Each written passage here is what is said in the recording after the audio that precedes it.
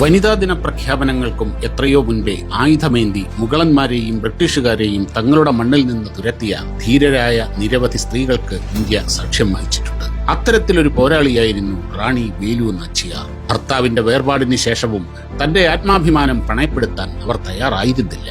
തമിഴ്നാട്ടിലെ ശിവഗംഗ രാജാവായിരുന്ന മുത്തു വടുകനാഥ തേവർ 1772 കാളയാർകോവിൽ യുദ്ധത്തിൽ വീരമൃത്യു വരിച്ചതോടെയാണ് ഈ കഥ ആരംഭിക്കുന്നത്. അദ്ദേഹത്തിന്റെ ഭരണശേഷം ബ്രിട്ടീഷ് ഈസ്റ്റ് ഇന്ത്യ കമ്പനിയും കർണാടക നവാബ് മുഹമ്മദ് അലി ഖാൻ വല്ലാജയും ചേർന്ന് കോട്ട ആക്രമിച്ചു. ആക്രമണത്തെ തുടർന്ന് ശിവഗംഗ കോട്ടയിൽ നിന്ന് തന്റെ പിഞ്ചു കുഞ്ഞുമായി റാണു വേലു നാച്ചിയാർക്ക് വനത്തിലേക്ക് പലായനം ചെയ്യേണ്ടി വന്നു. ഭർത്താവിനെ നഷ്ടപ്പെട്ട് രാജ്യം പിടിച്ചെടുക്കപ്പെട്ടു. കോട്ട ശത്രുക്കളുടെ കൈവശമായി. എങ്കിലും അവരുടെ ആത്മവീര്യം തകർക്കാൻ ആർക്കും കഴിഞ്ഞില്ല.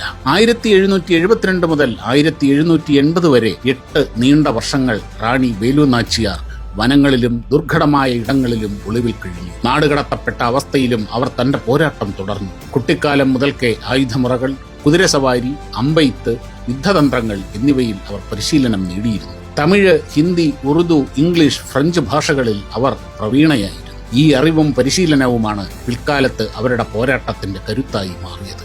ഈ കാലയളവിൽ അവർ ഉടയാൾ എന്ന പേരിൽ ഒരു വനിതാ സൈന്യം രൂപീകരിച്ചു. ഈ സ്ത്രീകൾക്ക് ആയുധം കൈകാര്യം ചെയ്യാനും യുദ്ധതന്ത്രങ്ങൾ മെനയാനും പ്രത്യേക പരിശീലനം നൽകി. തന്റെ സൈന്യാധിപന്മാരായിരുന്ന മരുത് സഹോദരന്മാരും പ്രാദേശിക വിശ്വസ്തരും ചേർന്ന് റാണിക്കൊപ്പം ശക്തമായ ഒരു സൈന്യത്തെ കെട്ടിപ്പടുത്തു. ഒടുവിൽ 1780 വിജയദശമി ദിനത്തിൽ തന്റെ കോട്ട തിരിച്ചുപിടിക്കാൻ റാണി എത്തി. കോട്ടയ്ക്കുള്ളിൽ ഉത്സവം നടക്കുമ്പോൾ ഗ്രാമീണ സ്ത്രീയുടെ വേഷത്തിൽ ഒളിവിൽ പ്രവേശിച്ച റാണിയുടെ സൈന്യാധിപ കുയിലി സ്വയം ബലി നൽകിക്കൊണ്ട് ബ്രിട്ടീഷുകാരുടെ വെടിമരുന്നശാല തകർത്തു. യുദ്ധത്തിന്റെ ഗതിമാറ്റിയ നിമിഷമായിരുന്നു അത്. തുടർന്നുണ്ടായ നേരിട്ടുള്ള പോരാട്ടത്തിൽ ബ്രിട്ടീഷുകാർക്ക് കീഴടങ്ങേണ്ടി വന്നു. 1780 റാണി വേലു നാച്ചിയാർ ശിവഗംഗ കോട്ട വിജയകരമായി തിരിച്ചുപിടിച്ചു. വനിതാ ദിനത്തിന്റെ പശ്ചാത്തലത്തിൽ വേലു നാച്ചിയാരെ പോലെയുള്ള ധീരവനിതകൾ നമുക്ക് നൽകുന്ന സന്ദേശം ഇതാണ്: സ്ത്രീശക്തി എന്നത് ഒരു ദിവസത്തെ ആഘോഷത്തിൽ ഒതുങ്ങുന്നതല്ല. മുഗളന്മാരെയും ബ്രിട്ടീഷുകാരെയും തോൽപ്പിച്ച ഇവർക്ക് ഓരോ ദിവസവും കരുത്തിന്റെയും അന്തസ്സിന്റെയും വിജയത്തിന്റെയും ദിനമാണ്.